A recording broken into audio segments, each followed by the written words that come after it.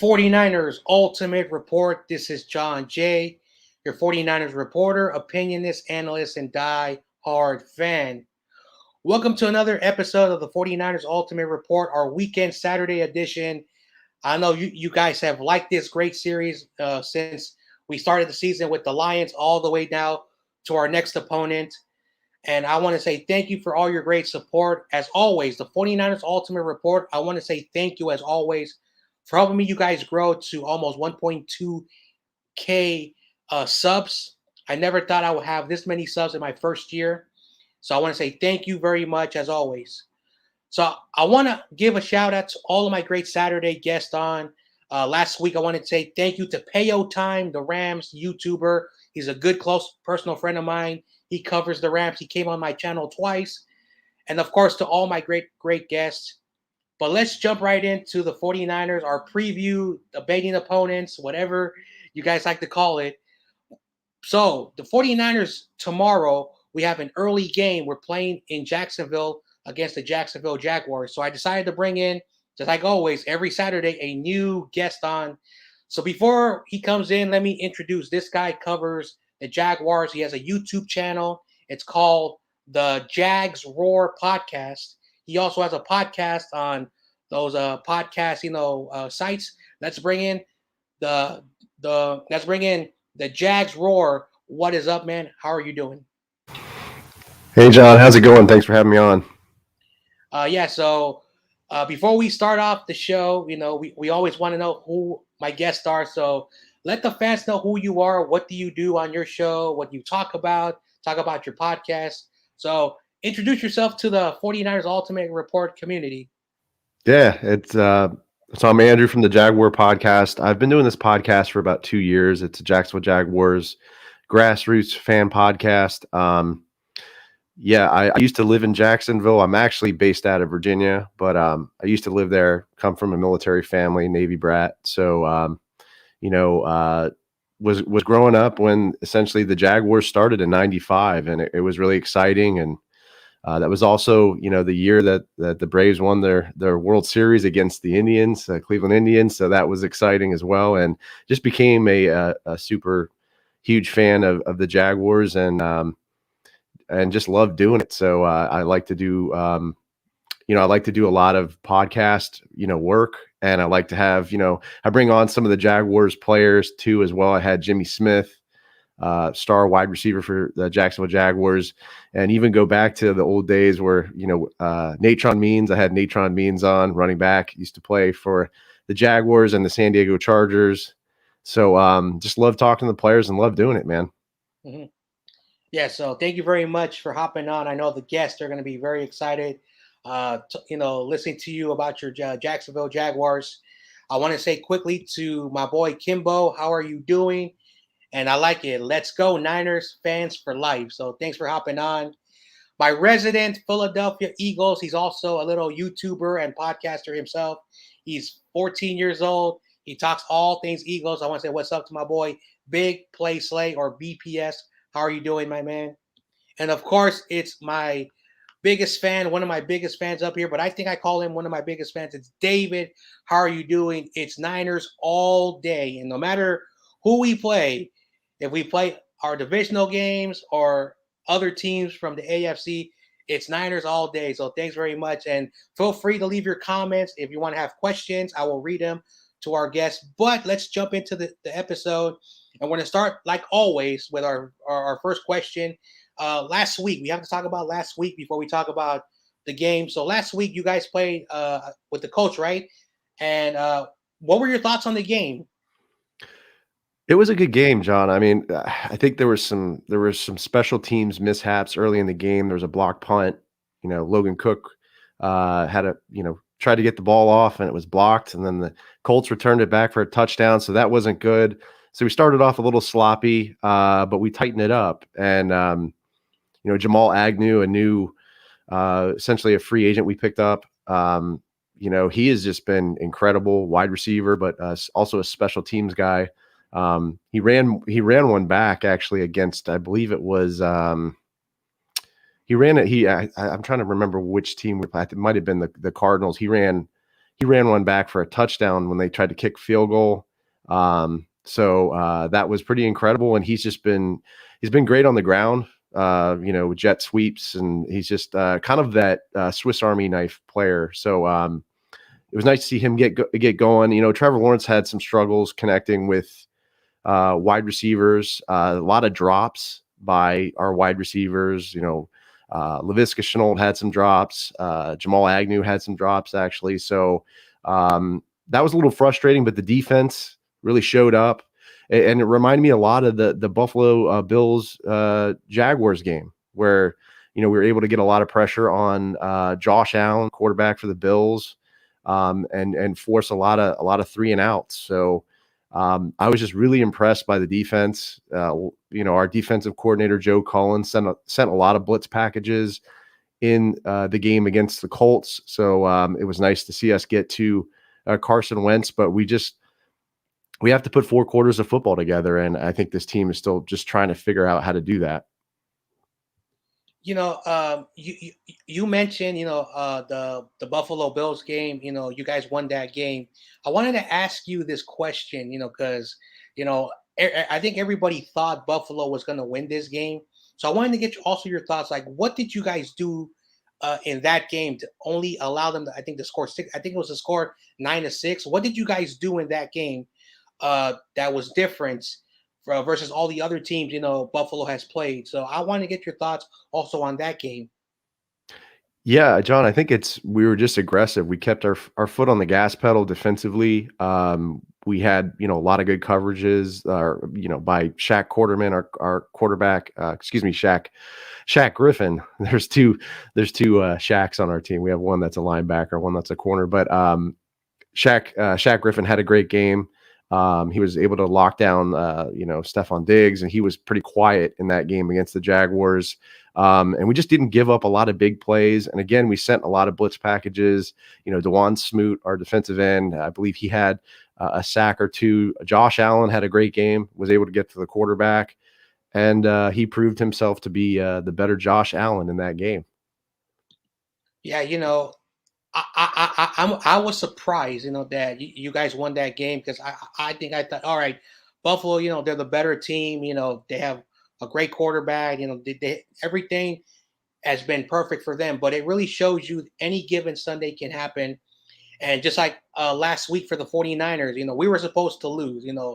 We were coming off of one of the worst losses this season, the way we lost to the Cardinals, and then the following week we beat a team that's supposed to be, contending for the division, probably a top seed spot, and we beat them, and we beat them very badly. So yeah, anything can happen in the NFL. So I always like to get fans, thoughts and reactions when they're supposed to lose against a really good team and they beat them, and it shows you that sometimes it's just working that Sunday. For some reason, it's just working. So I, I I'm thanks very much for giving me that that answer, because it just the 49ers.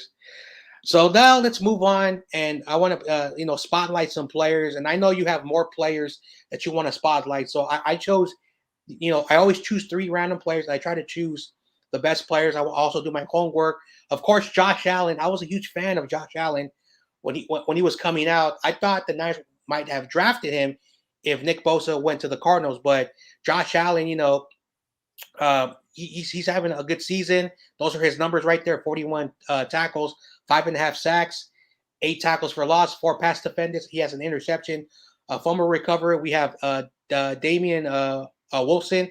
He leads the team in tackles. And then you also have James Robinson, who's your running back, 6 touchdowns, 5.4 yards per carry. He also has 22 catches, averaging 7.3 yards. So besides these players, you can talk about these players, but besides these players, are there any other players you want to spotlight for the Jacksonville Jaguars? Yeah, I think Dan Arnold would be one of them that I think I would spotlight. Our tight end that we acquired in the trade with Carolina for CJ Henderson.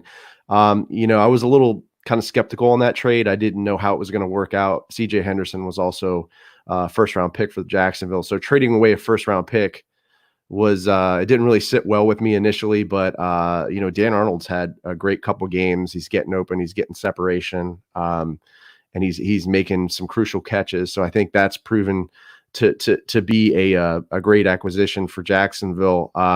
Jamal Agnew would be another one I would highlight.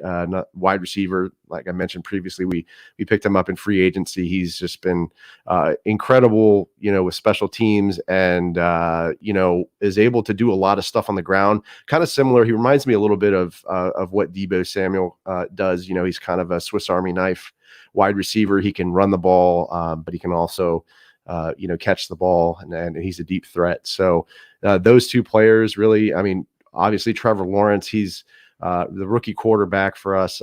He struggled a little bit, last week, but it seems like every game he's getting better. He's kind of, slowly progressing. His reads are getting better. His progressions are getting better.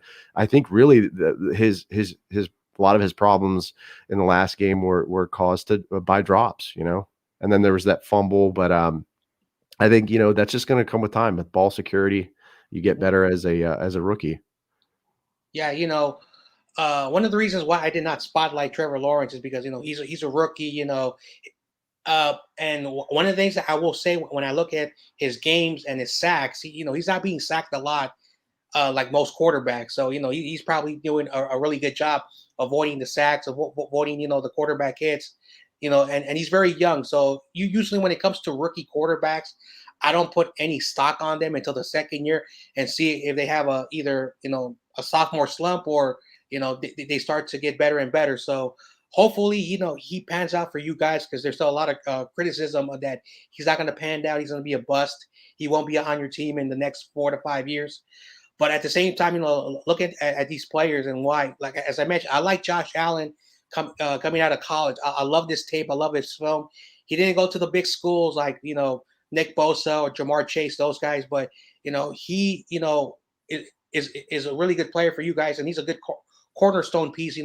Not just for your defense, but you can build around. Damian Wilson, a guy who is your leading tackler, shows you that he can get on the players on the ball, and when someone's tackling, he's doing their job, avoiding those long runs. At the same time, James Robinson, a young running back, everybody thought was Travis Etienne was supposed to be the guy. He's out for the year, and this guy's a really good running back. Still needs some time to see if he'll be at the top of that list of the best running backs. And of course, you mentioned all those other players as well. As I mentioned, I don't know a lot of them, but the Jaguars have a lot of talent. It's just unfortunate that they're still a rebuilding team. Hopefully, in the next couple of years, they can start to contend for the division. So, are there any other players you would like to spotlight, or or you want to talk about these players? I think, the other player I'd like to talk about, and you mentioned him, is James Robinson, undrafted free agent out of Illinois State. We picked up. It was, turning out to look, or it's looking like he may be a diamond in the rough. Huge pickup for Jacksonville. Had 1,000 yards rushing last season, and I think he's going to be a crucial component to the team moving forward. There's a little confusion in my eyes with the Carlos Hyde situation, and how I feel like Urban's kind of giving Hyde more of the carries, in some of the games. But I think they really need to be feeding James Robinson, give him the ball, because I think he's going to take some of that pressure off of Trevor Lawrence, and kind of balance out the game plan a little bit more. So I think he's going to be a crucial component even in this game. So I want to say what's up to my boy CG Ruthless. He has a question, and I actually am very intrigued with your answer. What are your thoughts of Trent Baalke? He's the coach for the 49ers. I just want to get your thoughts on that. Oh, I knew I was going to get the question. I'm not a huge fan of Baalke. I think we should have gone out and found, another, preferably from, a team like maybe the Ravens or the Chiefs. You have like Joe Horty over there, who's, I believe, he's higher personnel, and I think he's done a really good job. You have Mike Gonzi, obviously, leading up that Kansas Chiefs team. So I thought we had a lot of opportunities to go out there and find GM that, would help, build this team or help us draft better. I feel like we're not there with Trent Baalke, and Mhm. Yeah, it proves it, right? I mean, you guys have kind of suffered under the reign of yeah, Baalke well from a GM perspective. yeah.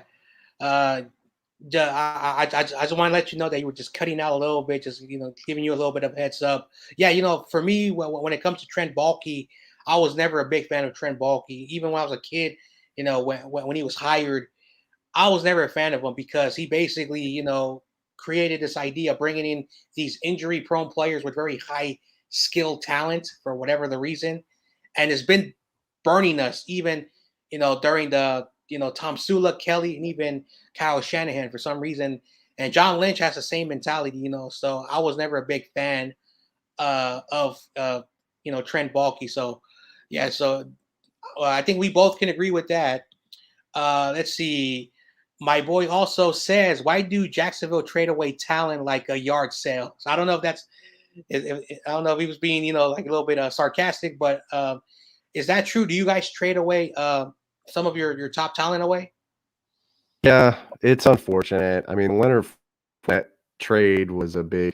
I feel like we should have at least let him work out, or finish out his fifth year of that contract. I mean, trading away a first round pick just never sits right, and I didn't feel right at that one. And he had the numbers prove that he could help this team. So that one was kind of unfortunate. The Gardner Minshew trade was, obviously one that sticks out for me that I'm happy about. I think Minshew would have been a good backup, and now we got your former quarterback CJ Beathard. So that's I think he played in that Bill game. Hmm. Was able to make a crucial first down there, throwing to I believe it was Dan Arnold. Um, Hmm. yeah, I think we do trade away a lot of talent, and it's unfortunate. So that's why I feel like we really need to beef up at the spot. Hopefully, we find somebody in the season. Hmm. Yeah, yes, unfortunately, sometimes, when you guys have talent, and it's not just your squad, but there are a lot of teams that have a lot of good talent, and it's always that like 8-8 threshold for like 3-4 years in a row. Like, well, what's going on? You have all these great talent, and something's not clicking. So sometimes you do have to restart all over. It's not a fun process because just a few years ago, you guys were in the AFC Championship game. Unfortunately, you guys had to deal with Tom Brady. So that's not really pretty fair. But yeah, and then after that, I don't know what happened, but that team was not the same anymore. So I do agree with that. Sometimes you just have to rebuild. Sometimes you wish you can keep those players, but it's the NFL. It's about winning championships, and sometimes you can be just average. And if you want to be that, that's okay. But everybody wants to hold up that Lombardi trophy. So sometimes it's smart, but at the same time, the fans are not going to understand it. So I agree with that. So I wanted to say that as well. So let's move on to some key 49er players. I have Aziz Al-Shayer. I'm also going to talk about Debo Samuel and, of course, Nick Bosa. But we're going to start off with Aziz Al-Shayer. I'm not sure if you know who this guy is, but he's one of our linebackers. Everyone talks about Fred Warner. Dre Greenlaw, apparently, I think, is making his return. I'm not sure if that's 100%. But I've been seeing that he's been practicing this week, so I'm not sure if he's going to get a lot of snaps. But during his absence, this guy called Aziz Al-Shayer, I'm a huge fan. He's the 49ers like top tackling guy. He can do it all. These are his stats. So before I tell you anything about him, what do you know about Aziz Al-Shayer? And if you do know about him, are you worried about him being on the field? Yeah, really worried. It's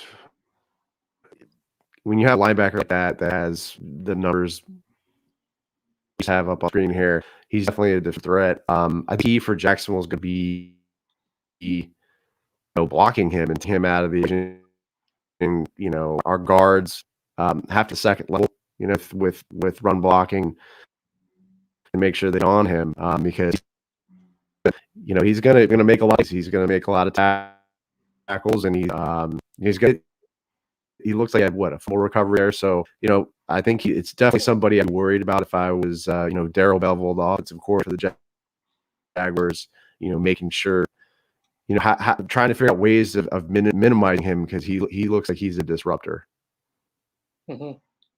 Yeah. So a little background of Aziz Al-Shayer. Basically, he was, I think, a late rounder in 2019, or an undrafted free agent. And last year, at the end of the season, he started to basically start to play at a top level performer. And this year, because of Drake Greenlaw, who's had to miss 6 to 8 weeks with a groin, tear, he's been the guy that's been stepping up. And Fred Warner hasn't been the guy who we thought was going to have a better year than last year. And so luckily we've been able to have this guy. And one of the things that this guy can do is that, and I don't know if it's going to worry you, but this guy can also do some pass coverage, to help out our secondary, which has been a little bit of an issue earlier in the year. His lateral movement of side to side is very quick. He can be in the middle of the linebacking position, and he can move to the left side very quickly, to the right side very quickly, and he's also an extension of the run game because our interior defensive line hasn't been performing very well. So the way I see Aziz Al-Shayer, he's an extension of that D line and that run game, and also an extension of the pass game. So technically, we have usually we play like 4-3. We have five defensive line people with Aziz Al-Shayer, and we have five and sometimes six when it comes to our pass coverage with Aziz Al-Shayer. So he's going to be giving your running backs, your wide receivers a really hard time when it comes to certain types of coverages. So just wait to see what tomorrow how he plays, and he's going to be all over the ball. So this is a guy that I think Jacksonville fans and the Jacksonville Jaguars should have a very, very, they should have done their homework with this guy, because this guy, he does everything. And No, I think you're totally right. I think Trevor's going to have. He's definitely going to have to look for him because he's had some problems with linebackers and throwing into double coverage. So if he's not careful, this guy could definitely jump out of the house. So. Yeah, and of course we're going to talk about Debo Samuel. I don't know your thoughts of him, but I think almost everyone has some thoughts on Debo Samuel. Basically, he's going to be the first 1,000-yard receiver in quite some time. I think since the Jim Harbaugh era. I don't know if it was in 2013, 2014, but since Jim Harbaugh left, we've not been able to get a 1,000-yard receiver. But what he can do is what a lot of people don't know is that Debo, all he needs to do is basically just catch the ball for 5-10 yards, and he can go and get 20, 30, even 40 yards with the speed that he has. So you look at, what he's done. He has 5 touchdowns, basically 21 yards shy from 1,000 yards, 54 catches. But you look at that number, almost 20 yards, just 2 yards shy from 20 yards in average. That's how good Debo is. But in the last game against the Rams, you saw him run the ball, and he ran the ball pretty well as a running back. This guy can do everything, and I don't care how good Josh Allen and some of your top defensive players, if you're not able to guard this dude any type of space, even if it's like 1 or 2 inches, if he has that open space, he's going to use that speed, and he's going to go down the field. So the 2 questions. Question number 1: how scared of Debo Samuel are, and what are certain things that your defense can try to do to slow him down? Yeah, that's a great question. I listed him as one of my key matchups in my game preview episode for this game. I think it's going to be, like I said, Shaq Griffin on pass coverage has to lock him up, has to, press Debo Samuel and just give him a hard time all day. I think if I was the defensive coordinator for Jacksonville, if I was Joe Cullen, I'm trying to make sure that my linebackers and my ends are playing outside contain. I can see a lot of like jet sweeps or like handoffs to Debo Samuel and him working the outside.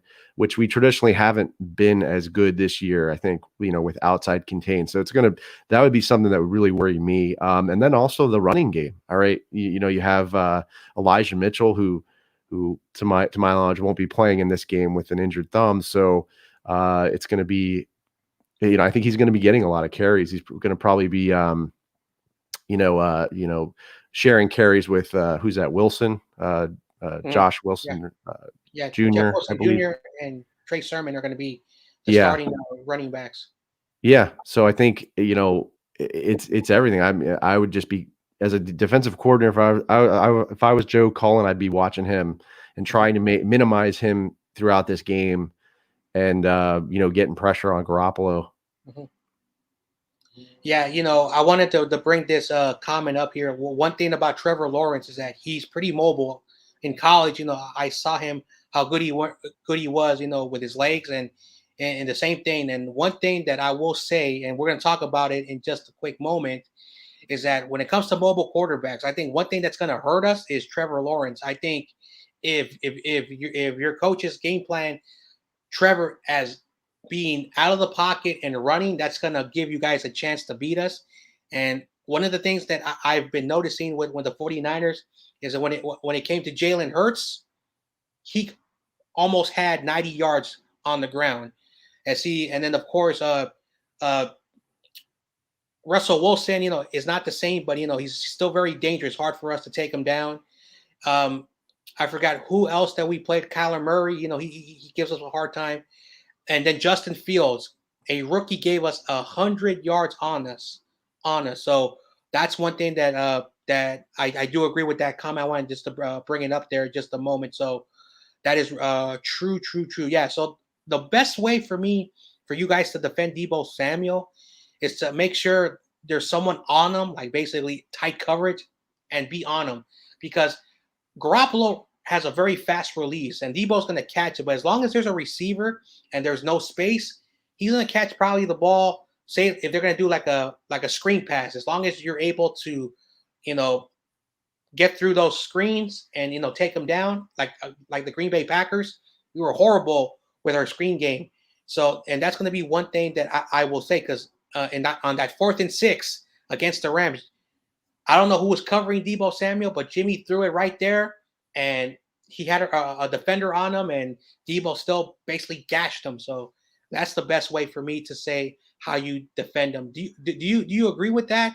That's the Oh, best. oh yeah, oh yeah, absolutely. I mean, he has so much speed, and he can get separation. So, that matchup, Debo Samuel versus Shaq Griffin, is going to be one to look out for. And if Shaq gets beat, he's going to need safety help. I mean, Rayshawn Jenkins is going to have to step up and really help him out if he gets beat, beat deep. And another matchup I think we should talk about maybe later is the Tyson Campbell.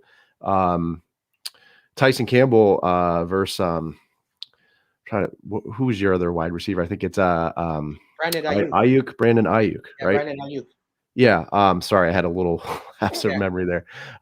That's another one, that could be an interesting one to look out for. Because Campbell's kind of unfortunately the weak link in the secondary. He's a rookie. He's still learning. He had a better game against the Colts, but I could see a lot of targets from Garoppolo on his side of the field, just based on how he's playing.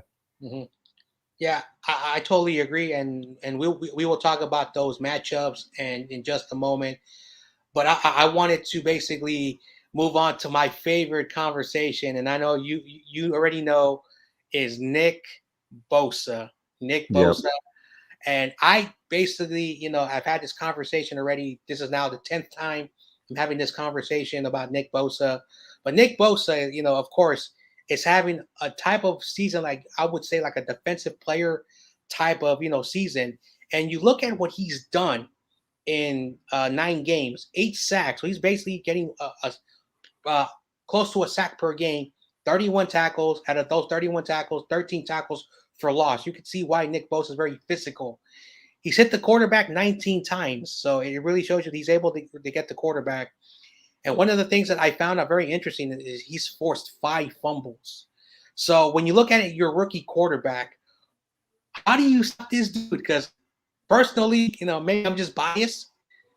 I don't think someone can, like, no matter how good your left tackle is, because he showed it against a 6'8", 375-pound left tackle, and he still torched that left tackle. So, what are your thoughts? How do you stop him?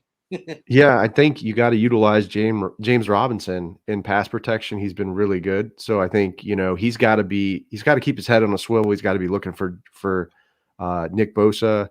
Cam Robinson has to have a good game.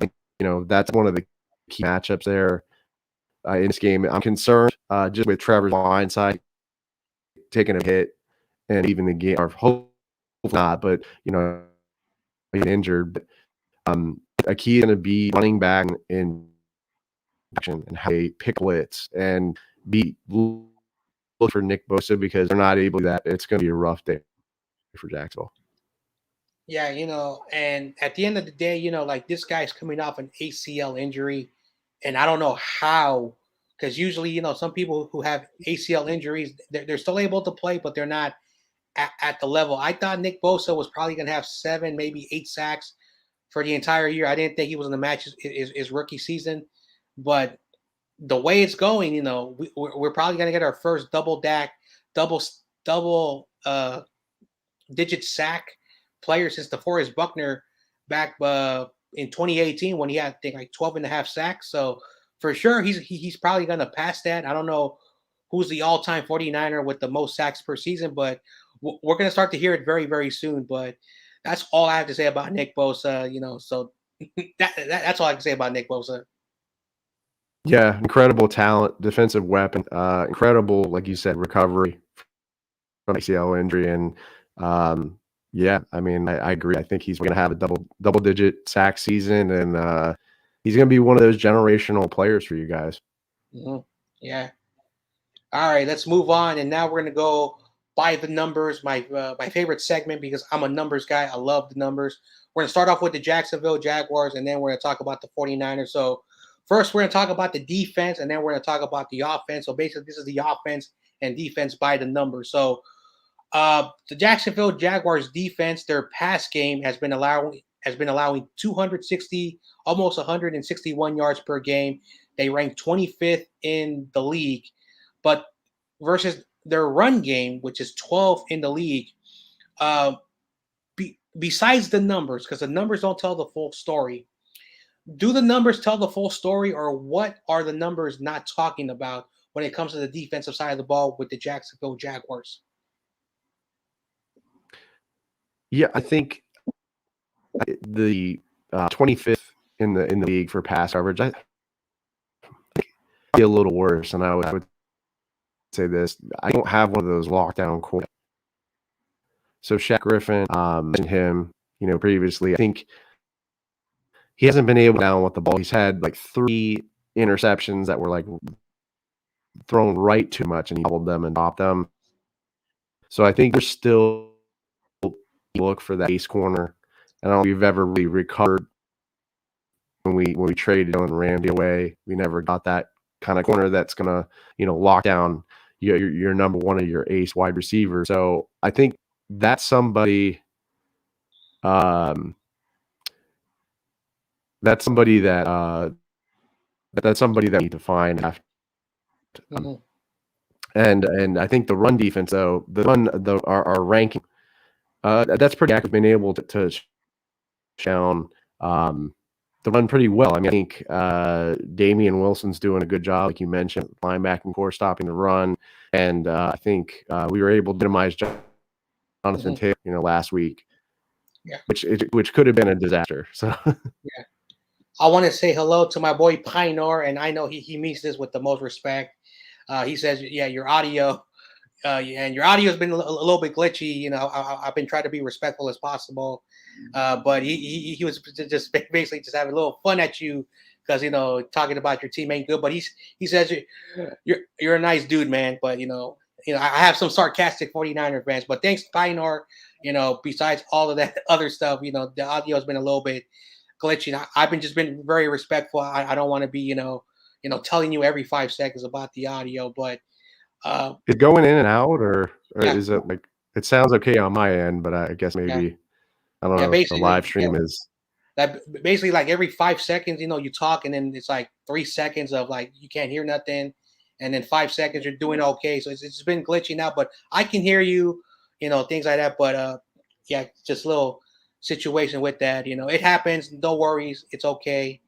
Uh, so let's continue going on with the show. I'm sorry that got us a little bit off track, but let's continue with the show. Yeah. So one thing about the 49ers is that if the pass game, is your weakness, and the way we played against the Chicago Bears and their pass game, their pass defense was also a little bit of an issue, and Jimmy Garoppolo had probably his best passing performance of the season. He also had his best running performance of the season.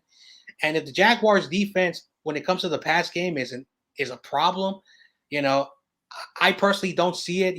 That's going to be a problem because Jimmy Garoppolo does not really throw the ball deep a lot, and I could be wrong. He might throw the ball deep, but one positive thing I can say for you guys is that when it comes to how Jimmy, he's not going to be taking a lot of shots, and we'll see how the corners, adjust against our receivers because this is a huge possibility when it comes to the pass game is that Jimmy will throw the football probably to Ayuk, Kittle, probably at the first down, area, and they will just run it down.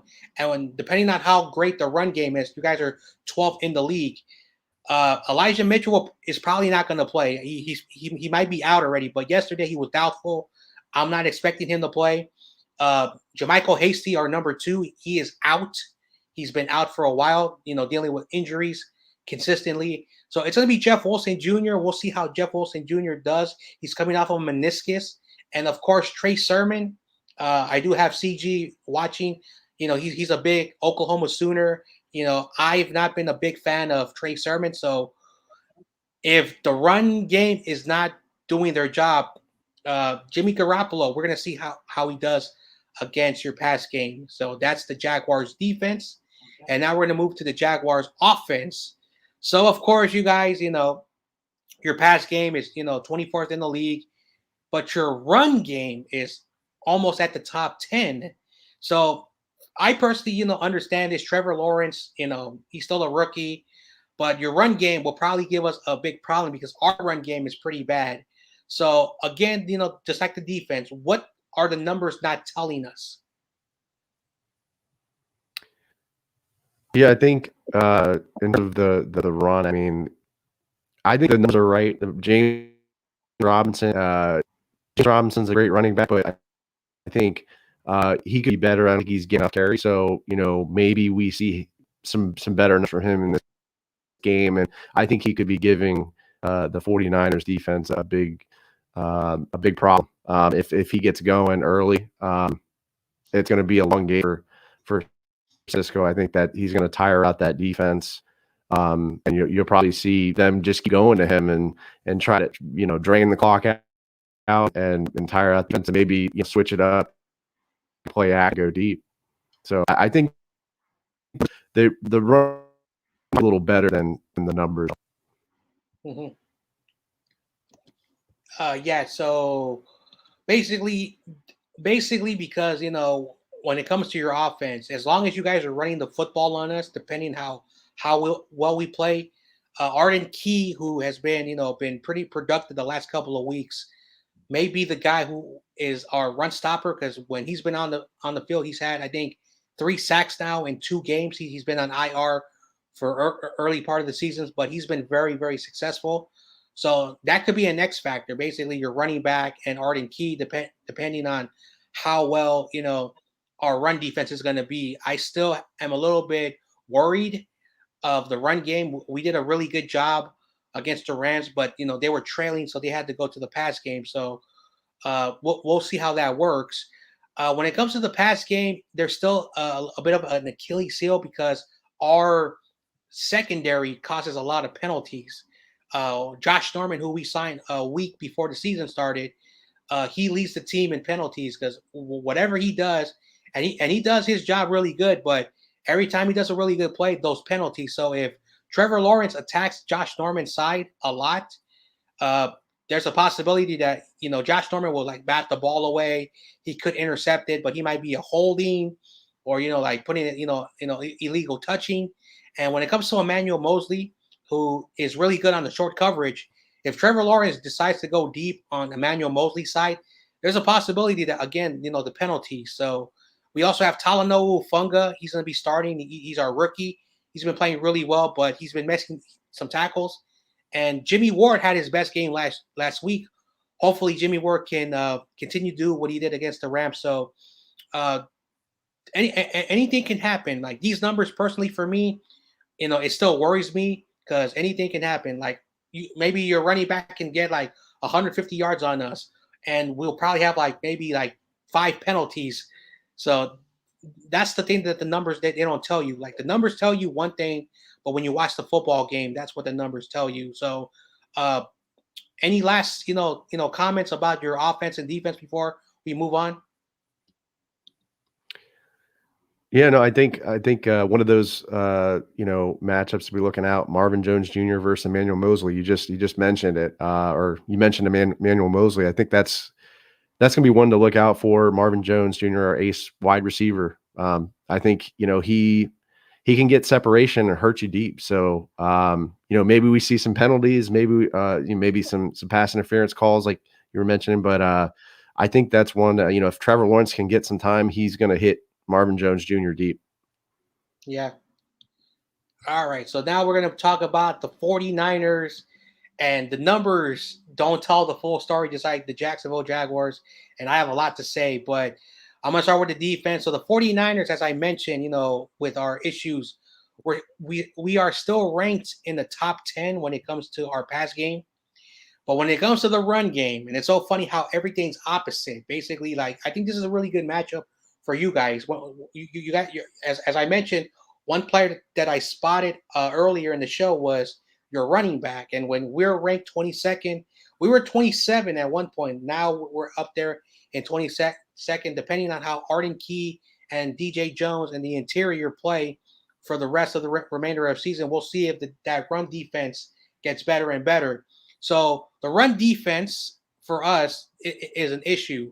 So I think you guys can exploit that. When it comes to the pass game, as I mentioned, those weaknesses. So when you look at what I told you, what should your team do to capitalize on these weaknesses when you look at the numbers of the 49ers defense? Yeah, I think we have to play smash mouth football in this game, and we have to give Robinson at least 20 plus carries in this game. And probably more, more like 30. And I think also we need to work the RPO. Trevor, he can run the ball. So, work that RPO, work the run game with Robinson. And I think you're probably going to see Jamal Agnew again. I think you're going to see some handoffs to him. He had a really nice run against the Colts last week. Touchdown. It was like 66-yard touchdown run. So he's going to be another guy to look out for. He's kind of the he's going to be one of those players that could sneak up on you and hurt you. Mm-hmm. Yeah, like I said, if you guys play the way the Chicago's Bear did, like having Trevor Lawrence, run the ball, of course he's not going to run the ball like he did like Justin Fields like 10 times, but Justin Fields did take it in for a 22-yard touchdown. So in the red zone, that's what I would do against the 49ers. At the same time, you talk about your Debo Samuel, use them in a run game. Basically, is if you guys are running the ball heavy on us and we're not able to stop you, look what the Cardinals did to us. Look what the Cardinals did to us. So just hopefully your coaches use those games to beat us. And the best way for us to counter you guys is, as I mentioned, Arden Key. Hopefully he continues to play really well in the run game. Hopefully Josh Norman, just does the best he can and avoid penalties. And Emmanuel Mosley, as long as he does not give any open space like he did with the Chicago Bears receivers, that'll be a good way to neutralize that offense. But at the end of the day, we have to see what happens. When it comes to our offense, this is the thing that really, makes me mad, but at the same time makes me happy. First of all, we're not going to have Elijah Mitchell and Jermichael Hasty. So that's going to be a very serious problem. Trey Sermon, he's the rookie. He's the number 2. And Jeff Wilson Jr., I've been seeing, film on practices. He's been running really well. But that's going to be the issue when it comes to those two guys. How are they going to perform? which is going to basically, talk about our 13th pass, offense, which we're averaging 244. Jimmy had one of his best games of the season, had probably the highest passer rating, but as I mentioned, they ran the ball 40 times. I don't think the Niners may have that luxury. So do you agree that if you guys if forced Jimmy to throw the ball, do you guys think that you have a great chance to slow down that offense? I think it's possible. I mean, I think the thing that concerns me is the pass coverage and the linebackers and coverage. I think that just haven't been very good this season. I mean, if you get Kittle going, we haven't really mentioned Kittle much, but I think if you get him going over the middle and running some of those over the middle routes where the linebackers, they have to drop back into coverage, it's going to be trouble. I think Kittle could really hurt us. So I think that's something that we need to be watching out for defensively. Josh Allen and K'Lavon Chaisson, they have to be jamming up Kittle at the line, not letting him get, early releases and get open over the middle, because if that happens, you guys are gonna hurt us with the passing game. Yeah, this year, I have been, at fault, not talking a lot about Kittle, but Kittle missed 4 games due to, knee injuries. In the first couple of games, Kittle wasn't being, target enough. He was being utilized in the run game. And one thing about George Kittle that I will say is that he's an extension of the run game.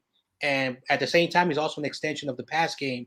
And George Kittle is not the fastest, runner, but if he gets good open space, he can accelerate, like, as he, runs down the field. So that's the thing about Kittle. If you can stop him quick, he will not use that acceleration, later after he gets through the tackles. And hopefully Kittle is, someone I can talk about more. But one of the reasons why I haven't been talking about, him a lot, he had his best game last week. I think he had 2 touchdowns.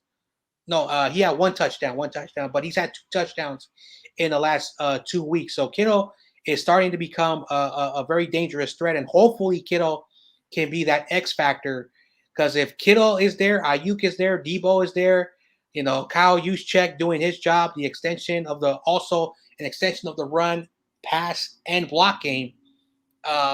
If everything goes well, I personally think it's going to be unfair. So you are right when it comes to George Kittle. If he has a good game, that Niners offense is going to be going down the field. So I really agree with that when it comes to George Kittle. Yeah, he's like you said, he's an X factor player, and he can block, and he can also get there, get open, catch a lot of passes. Mhm. David says, "What is up, David?" He writes, "We should play Armstead inside. We have more defensive ends than defensive tackles and nose tackles right now." Yeah, Eric Armstead is a bad defensive end. So if he's playing on the defensive end, that's a positive for you guys. But if he's in the nose tackle, that's going to be, probably a bit of a game changer. But like as I mentioned, Niners are 4-5 for a reason. We've been playing horrible football, so anything can happen. Like you said, you guys beat the Buffalo Bills, so I am not taking you Yeah, guys lightly. I'm not taking you guys lightly, so I wanted to say that as well. All right, now we're gonna yeah. move I on to mean, yeah, sorry, go ahead. yeah. Go ahead. Oh no, I was just gonna say, with that Armstead comment, maybe we see some runs to side more. Maybe we go off tackle and Robinson. Maybe that's some Jacksonville, exploits. Hmm. Yeah, I agree. Yeah, and then of course CG says, Kittle's blocking grade is what we need, and that's true, true, true. All right, now we're gonna look at some key matchups. If you have other matchups you want to talk about, but I had 4 matchups this year, and I actually have some new matchups I wanted to talk about. So first of all, let's get out the way. Let's talk first Nick Bosa and Cam Robinson. This is my number one matchup. I don't know if you would put it number one matchups, but the question is going to be what Cam Robinson will do versus all the other left tackles that were not able to do. So let's talk about Nick Bosa and Cam Robinson. What are your thoughts about this matchup? Do you think it's even a fair matchup?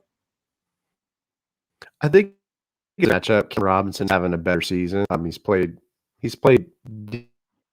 I think it's going to be really a battle of technique it's gonna be hand battle. I think Bosa is gonna try the side, work the moves, Robinson. So it's gonna be real tough. If Robinson can minimize Bosa, I mean, that's a big advantage for us and give us a leg up in there. Yeah, you know, one thing that's been happening to Nick Bosa is that he's been held a lot, and they have not been calling it, which frustrates me because if they're not doing one on one, they're holding them, they're double teaming them. You can see that Nick Bosa is not going to have the big stat line, but when he's able to get through all those holdings and tackling, I think in my opinion, and maybe I'm just being the 49er, and I'm not looking at Cam Robinson because I don't know too much about Cam Robinson, but I will say that Nick Bosa, if he's not held, if he's not double teamed, he's going to give Trevor Lawrence a hard time. Even though Trevor is able to maneuver out of the pocket, I wanted just to point that out as well. So when it comes to Nick Bosa and Cam Robinson, so the next matchup is something that I should have been putting on for quite some time, but I haven't been. But this is the first time. I'm sorry to spotlight Debo Samuel against the Jaguars corners. You mentioned earlier that some of your corners have been having some, they've been having some tough times this year. So let's talk about Debo and the Jacksonville Jaguars corners. Who can actually match up with them, and do you think it's a fair matchup when you look at on paper? Yeah, it's gonna be Debo Samuel versus Shaq Griffin, who's right now our ace corner. But I mean, I think there's gonna be a match if it's Debo versus Tyson Campbell. That's gonna not be a good situation for Jacksonville. So hoping that line up Shaq against Debo because it could be a for Jacksonville.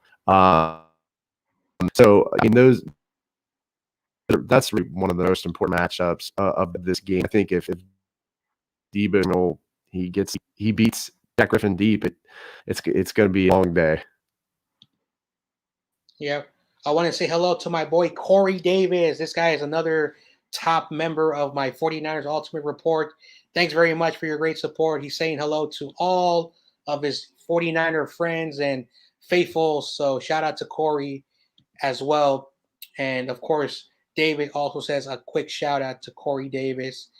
All right. So one thing about Debo Samuel, and I talked earlier about, is that the separation, and as long as as long as the quarterback, you said Griffin, is able to neutralize them and just give them the short stuff and not have them run, because if Debo, just as I mentioned, gets any inch, just any inch, and you saw it against the Rams, that he was basically on 4th and 6, caught the ball, and there was a quarterback right next to him, and he just flew by. So as long as he's able to, make sure to keep him in front of him and not even give him any type of space, that's the only way I feel that Debo will be neutralized. But going back to Nick Bosa, and I'm again sounding like a homer every time I say this, because when you look at the matchups, it doesn't really look fair because the Niners look like a better team compared to the Jacksonville Jaguars. But I've been burned before. But when it comes to this matchup, again, this is another favorable matchup for the 49ers. Uh, so that's another matchup to look for. And of course, I am worried about this matchup, James Robinson versus the 49ers run game. What are your thoughts about James Robinson? What has made him good this year that he's been performing at a really good level this year?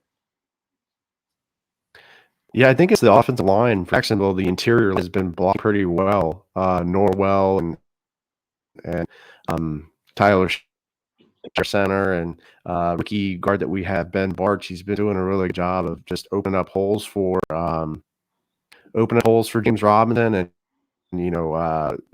Cam Robinson's been doing a good job as well. So I think the offensive line has been well. I think this is going to be one of those games against best rushers, Nick Bosa. I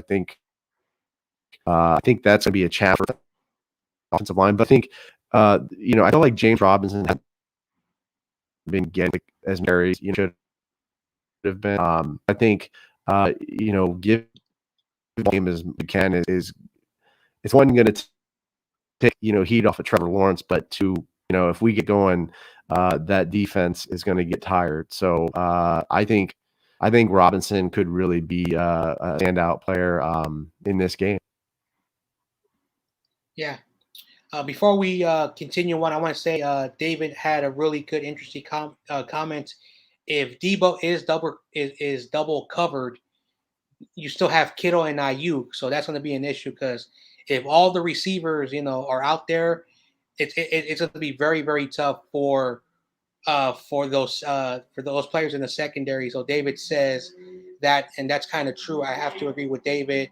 I want to also give a hello to my boy Gavin, my 49ers brother from across the pond from Wales, a 49er fan from Wales. I hope you're having a good day wherever the time is right now. So I wanted to say that to my boy Gavin. So yeah. So your offensive line, it's always good when you have a good offensive line and a good running back, as well, and that's one thing that the Niners, and I don't think this is a fair matchup for the 49ers until we watch the game. We'll see how the game goes because we don't know how these matchups are going to, end out in the end, but there are some really good matchups to talk about. I give James Robinson and the Jaguars one check because we are giving up almost 120 yards on the ground, and that's a no-no. And you guys are averaging uh, about the same amount of yards on your offense, so that's going to be something to look at. And last but not least, Trevor Lawrence versus the 49ers corner. I spotlighted this because, of course, you have a rookie quarterback, but at the same time, the Niners have a secondary that's been penalized a lot. So when you look at, Trevor the rookie versus this 49ers corner group, what is something that Trevor Lawrence should do so he can win the matchups, not just by throwing the football, running the football, but what should, the offensive coordinator uh, do so Trevor Lawrence can win this matchup? Because this is a tie matchup, in my opinion. I wanted to get your thoughts on that. Yeah, I think if I'm the offensive coordinator, I'm mixing it up as much and with run and pass. If the run is working, switch it up and go play action, go deep to Marvin Jones Jr. Work Agnew in there as well. And then I think another matchup or another player to highlight is Dan Arnold. Go to him. We activating another tight end that I failed to mention. Off of IR, James O'Shaughnessy. So he's been a threat, So I think you need him in this game. So work the tight end, work him over the middle, and get us into some situations. It's kind of we have an awful third down conversion here. I think we're like one of the last in the league for third down conversion. So we need to go with that. I mean, we just need to catch the ball. And I think that's one of the main things. Like last week, we were just terrible with drops. It's been bad. So we just need to execute on the fundamentals, be able to throw and catch, and give Trevor time. Yeah. So, a David, a Corey Davis. We already had the question answered. Me and him agree that he's not a big fan of Trent Baalke. So, but thanks again for asking the question, Corey Davis. But yeah, we talked about that. You're not a big fan, just like I am, of Trent Baalke. All right, now we're getting to the part of the show where we're coming down to the final few segments. So we're gonna go with some keys to the game. You have up to 3 keys, or you can just name one key, depending on what you want to talk about. So keys to victories. What do the Jaguars have to do to win this game against the 49ers? Yeah, they have to run the football and go to James Robinson, tire out that defense. I think momentum's going to be another key. We're going to have home field advantage, and there's the time zone difference for San Francisco. I think that may play a factor. So I think we need to just capitalize on early momentum, be aggressive in the play calling, and and go deep. I feel like our play calling just hasn't been aggressive enough. Let Trevor, stretch out that arm and throw deep to Marvin Jones or to Laviska Shenault or Jamal Agnew. So playing good defense, not giving up any big plays. I think Tyson Campbell is going to have a good game, not give up any big plays against Debo Samuel or Brandon Ayuk. So and we have to watch out for Kittle too. Like I said, over the middle, linebackers have to play well, play good pass coverage. And I think our run defense is pretty good. So if we can just, stay consistent, not let your offensive line get to the second level and hit our linebackers and jam them up, I think we can win this game. I just think it's really, like you said, John, it's like you look at the talent comparison, and I just think San Francisco just has better talent than Jacksonville at the end of the day. Yeah. And it is really true. Like, basically on paper, let me just explain how it looks like. So when Garoppolo is basically, has a good run game, play action, Debo, Ayuk, Kittle, and of course we have Trent Williams, Tomlinson. We got Alex Mack. Brunskill is out, so McGlinchey, he's also out. So we've been using Jalen Moore right now. So on paper, right now on our offense, it's a mixture of good veterans with some rookies and some, second string guys.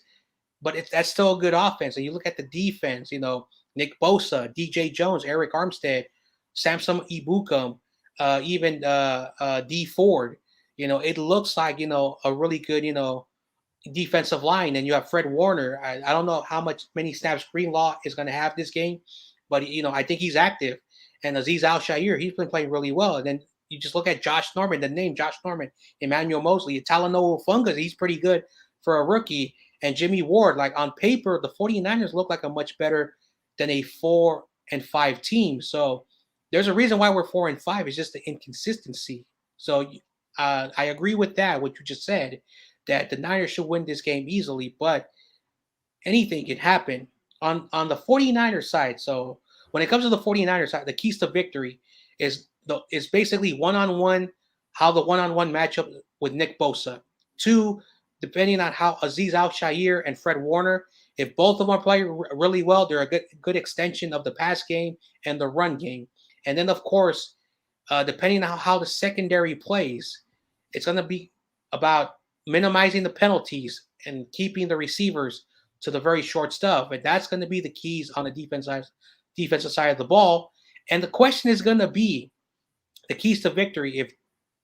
If Trey Sermon and Jeff Wilson Jr. combine to get close to 90 rushing yards, those two guys, and Jimmy Garoppolo is able to play action very well, that's the keys to victory for the 49ers. So that's my keys to victory when it comes to the 49ers. Before we move on, are there any other keys to victory that you want to spotlight? No, I mean, you captured a lot of it. I captured. I mean, playing good defense, not giving up any big plays. We had some teams miss last week, so special teams have to be there too. I mean, you can't be missing extra points. So I think we captured them pretty well. Yeah. And yes, Corey Davis, CJ Beathard is the backup quarterback. Yeah, Corey Davis always has really good questions because we had CJ Beathard. So, yeah, that is true. All right, let's move on to the predictions and final score, the final segment of the show. We have to do it.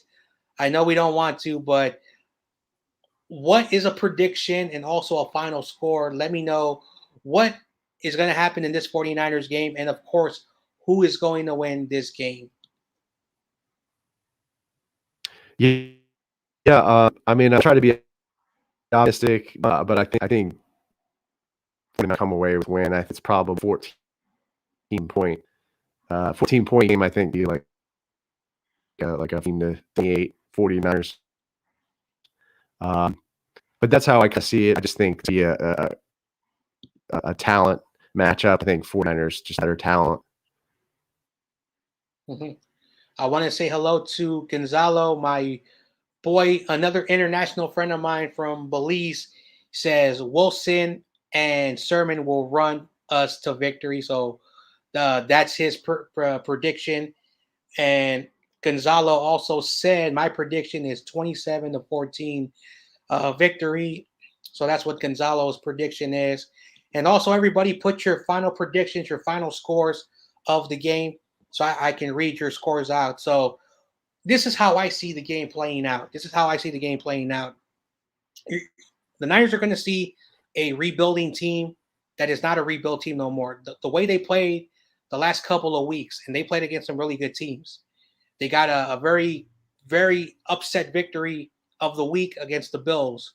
And if Trevor Lawrence did not fumble the football, what could have happened? What could have happened? Unfortunately, he fumbled the football. I see this Jaguars team trying to continue that momentum against the 49ers. That is a prediction of mine.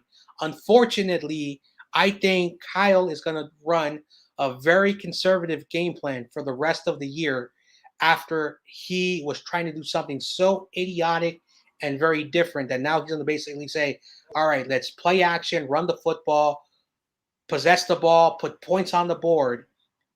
I'm not going to say this is a blowout, but I'm going to pick the 49ers. And when it comes to Gonzalo's pick, he says 27-14. I'm going to say this. I think the Jaguars are going to come out to play, and they're going to play really well, but I think the 49ers will control a conservative game plan to win the game. I have this score 28-17 49ers. That is my final prediction and my score. That Kyle's going to be conservative, and on the defense side of the ball, I think D'Amico is going to be conservative. I think the coaches are going to be very, very conservative, just like Robert Saleh did. And that's why at the end of the year, Robert Saleh, made that defense, ranked in the top 10, even though we were a 6-10 team overall. So that is my prediction of the game. So let's get some of the predictions from the fans. So Corey Davis says 28-14. Corey Davis has 28-14. And also Gonzalo says his prediction, as I mentioned, 27-14. That's my final. Those are their predictions. So if you have any more other predictions, put it in, just like Corey and Gonzalo.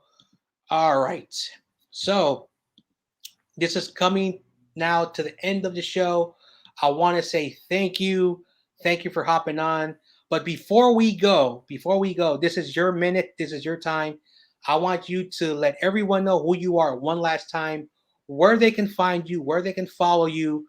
If you have any social media, if you have a YouTube channel, let them know how they can follow you, because even though you're not a 49er fan like myself, I still want to support all the small podcasters, and hopefully one day you can be just like John Jay, and have even a bigger following. So this is your minute. Let the fans know who you are one last time. Yeah, thanks, John. I'm Andrew from the Jaguar Podcast, and I have a YouTube channel, the Jaguar Podcast. So come check out and subscribe. If you enjoyed the content, I have player interviews, game recaps, live reactions of the game. So I'll be doing one on Sunday. So stop by and check it out if you have time. And then I'm on the podcast platform, the Apple Podcasts, SoundCloud, pretty much where you can find podcasts. If you want to say hi on Twitter, at Jaguarcast, and that's also my handle on Instagram and TikTok. Mm-hmm. Yeah, so check him out at all his social media. He says he has a YouTube channel, he has Twitter, just like everybody, Instagram. I think he also said a TikTok. Check him out, and of course, go to his channel, subscribe. Basically, the Jaguars podcast. Check him out on YouTube. And right now, Gavin is putting his score, and I think Gavin is a bit worried about your team, that you're saying that you guys are going to score 28 points, but he said 49ers still win. So I think Gavin, thinks that you guys are also going to be playing really, really tough. So thanks very much for the scores and stuff. Any last scores before we end the show, everybody? I will give you a quick 30 seconds to put the final scores on who's going to win. So thank you very much again for hopping on my great Saturday series. Good luck. Whatever happens, happens. I know if my team loses, I'm going to be throwing a fit just like any fan. And I know if your team, you probably will be very disappointed and angry as well. But again, thank you very much. Thanks very much again for hopping on this wonderful series, and good luck. We'll see what happens. And and then David says he has the 49ers 24, Jaguars 17. We win by 1 score. So basically, we had 2 games that the fans said it's going to be a 2-score victory. I also had a 3-score victory. I said 28-17, a 2-score victory. But David and Gavin says you guys are going to make this a 1-possession game. So, like I said, we are not, taking you guys lightly. And that's the thing about the 49er faithful. We know we won 1 game, but we have to focus on the next team ahead of us. Anyway, with that said, everybody, we got one quick comment.